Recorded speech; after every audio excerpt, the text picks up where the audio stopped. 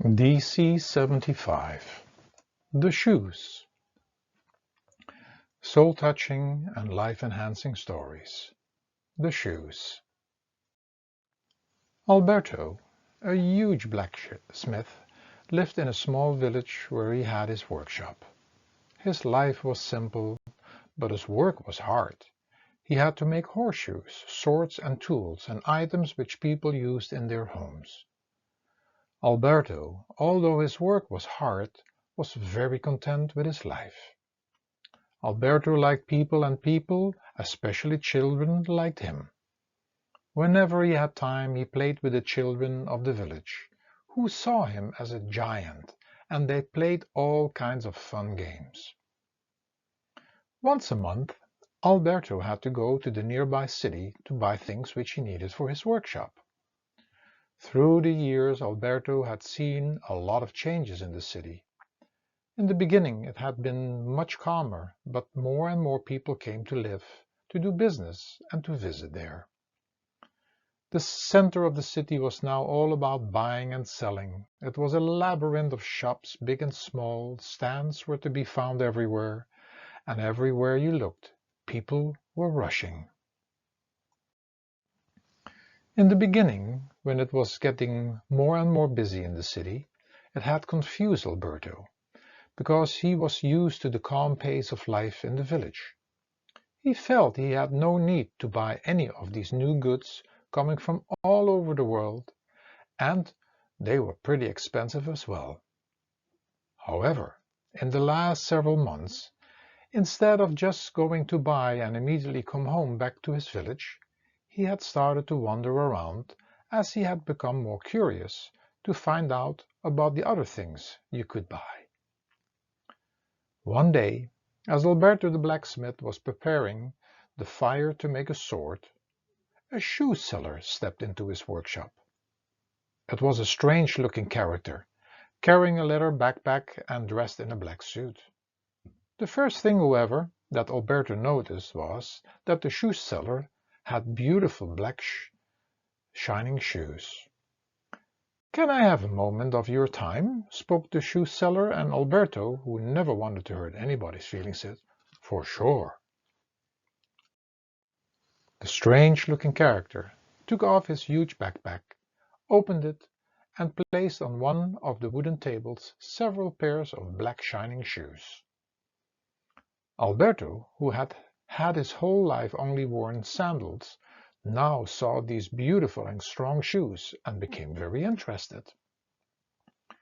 Before Alberto could say anything, the shoe seller said, "Aren't they beautiful?" Alberto says, "Yes, they are beautiful, and they probably cost a lot of money, do they?" The shoe seller continued, "They are actually very cheap, and these shoes have been made so strong that you will never wear them out." It sounded all a little strange to Alberto, who was very suspicious about this character, but the attraction of the shoes was still stronger. "But I see," Alberto continued, "that you have only one size." And the shoe seller said, "Don't worry about that. These are magical shoes. At the moment you put them on your feet, the shoes form themselves to the size and shape of your feet, and they will feel very comfortable." Alberto had made up his mind. He went to take his pouch and gave a little money to the shoe seller.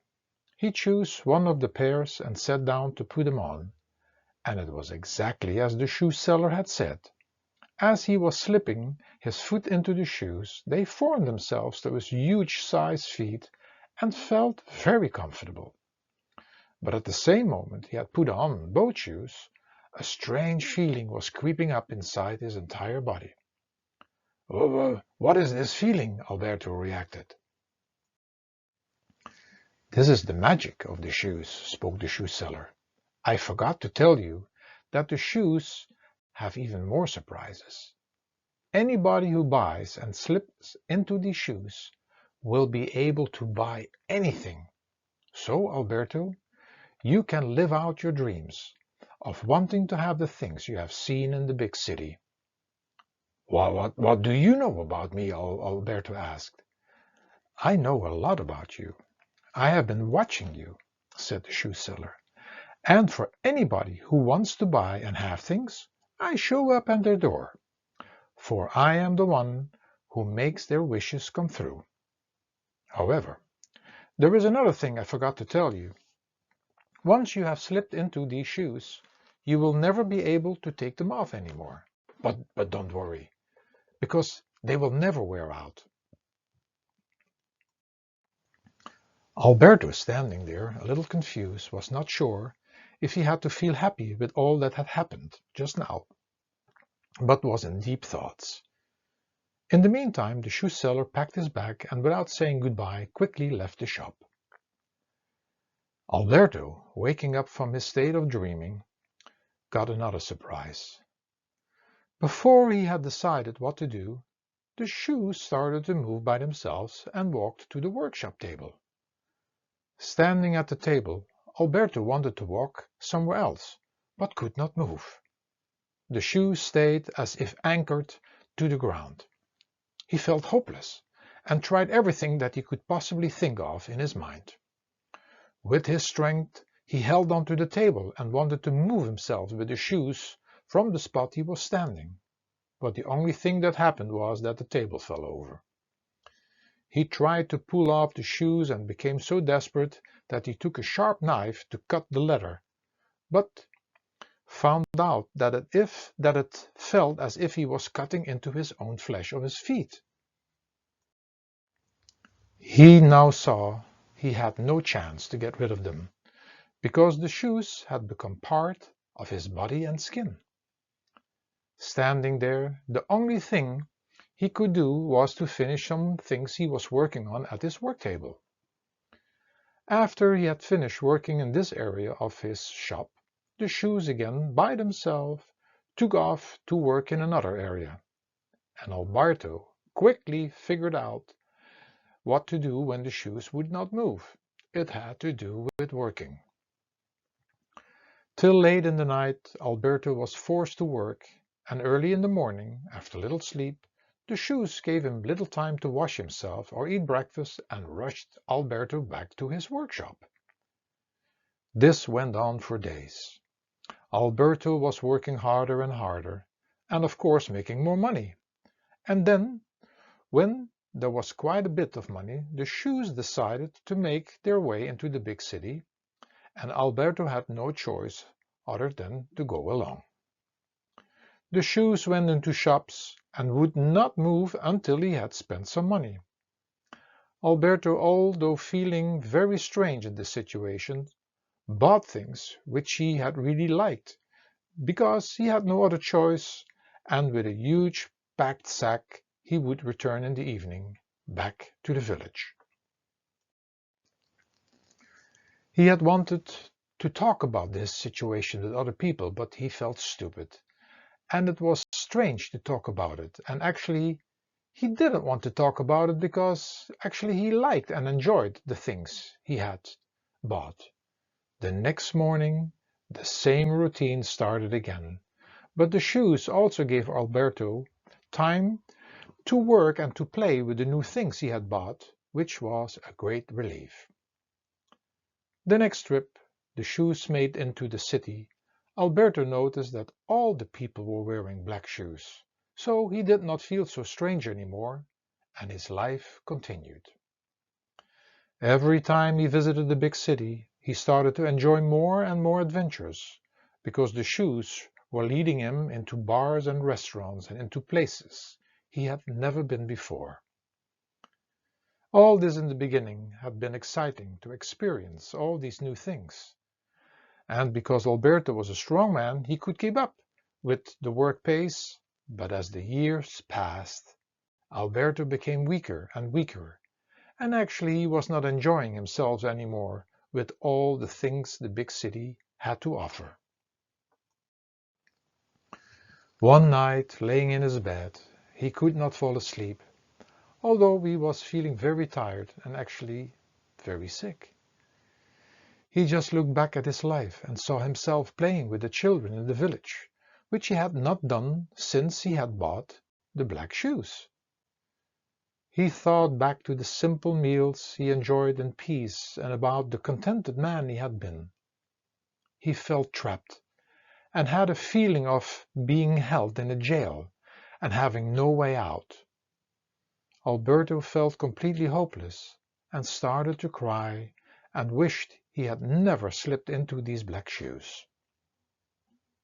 The next morning, as Alberto was working in his workshop, another stranger walked in, and Alberto noticed that the man who had a very honest and smiling face was wearing golden shoes and carrying a huge backpack. "I can see you are a shoe seller," said Alberto.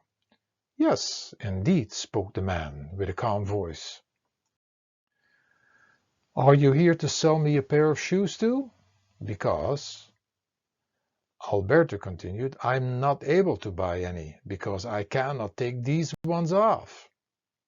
The man smiled and said, "I know, Alberto, but I am not here to sell you a pair of new shoes. I came to fulfill what you wished for last night. I know, Alberto, that you are an honest man and that you, from the bottom of your heart, wanted to get rid of these shoes and this life. I am Cado, the releaser of the black shoes," he said. Alberto immediately knew there were no more tricks here and that he could trust Cado. And he said, "Oh, please, Mr. Cado, take the shoes off. I will be forever grateful." Then, to Alberto's great surprise, he saw Cado's eyes getting bigger, and when Cado looked at his shoes, with one beam of light of his eyes, Alberto's black shoes just melted off his feet. Alberto felt free and relieved. He fell on his knees and bowed to the man who freed him. "No need to kneel down. Stand up and listen," said Cado.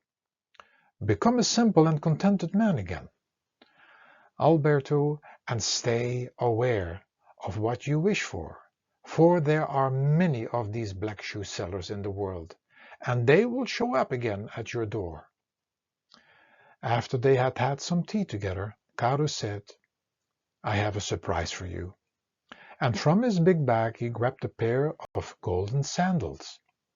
"Here is your pair of golden sandals, and they do not cost any money, but they will help you to stay strong and to be the man you once were.